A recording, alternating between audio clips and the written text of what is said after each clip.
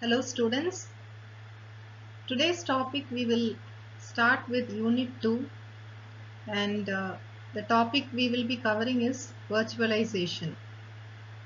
Basically unit 2 consists of virtualization and you have concepts of load balancing, then the various types of virtualization and layers of virtualization, and also we will be learning special devices such as hypervisors, which are also working on the concept of virtualization.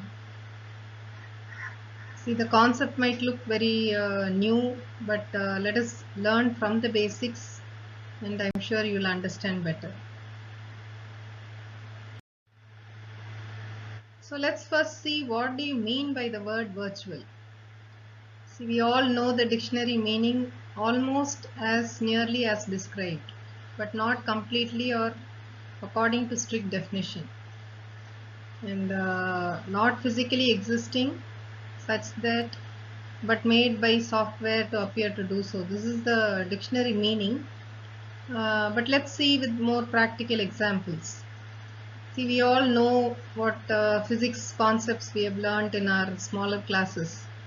We know very well that when a real image is there and you either have a hologram or a mirror, then you get a reflected image which is not the real image but a virtual image.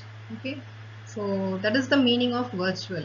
We are not actually seeing the real image, but it is being projected through some channel and we are able to see a virtual image. We can also relate the concept of a mirage in a desert. Somewhere water will be available and due to the sun's rays it will be reflected and you can see it as a water pool, but when you go nearby it won't be available. So all these are examples for virtual objects, images, and more general example is our chat bot. See, a real-time chatting means some human is in front of you. Say for example you dial all these sales sites and immediately somebody answers you, may I help you. It is actually a software program.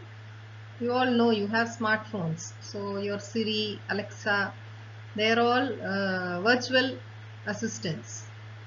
They are not real human beings, but they are software programs written to assist you. So this is the real meaning of virtual. You don't have a real person there, something else is being present there, but it is doing the job of a real person. So here also in our cloud computing, that is what is going to happen. We are going to have certain virtual entities which will appear to you as a real entity. So virtualization is mainly used to emulate. Again, emulate, you may find a new word, which means imitate, reproduce the function or action of either a different computer, software, system, etc. See, by now you have understood what cloud computing is. You don't need to have a physical computer. You don't need to buy a licensed software. You don't need to own the memory device. So all this is available somewhere, but it is imitated or reproduced and given to you in your workplace to do the work. So the execution environment could be virtualized, or my memory, the storage device, the hard disk that I have, that can be virtualized, or the very network connection. See, in my office if I want, in my college if I want Wi-Fi connectivity, I have to have so many routers. Wherever I want systems, I have to put routers, physical routers I am talking about. So all that we can virtualize and provide. So we are not going to physically have any of these devices, either the execution environment or the storage.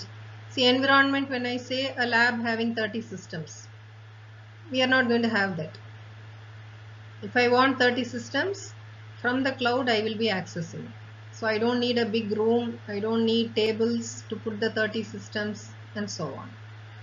Similarly, my memory, I don't need to have hard disk drives and so on. So also my routers, switches, etc.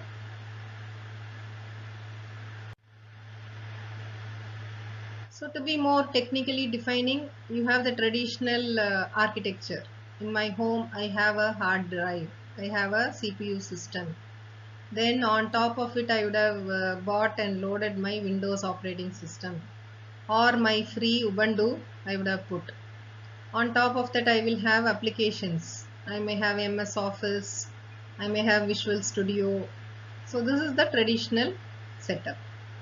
So having a virtual architecture, I am not going to have a real hard drive. I am not going to buy the operating system. So everything is nothing but a software. It is only a computer program which is going to act like my CPU, which is going to act like my operating system, which is going to act like my application program, and so on. So the traditional architecture is getting replaced by a virtual architecture.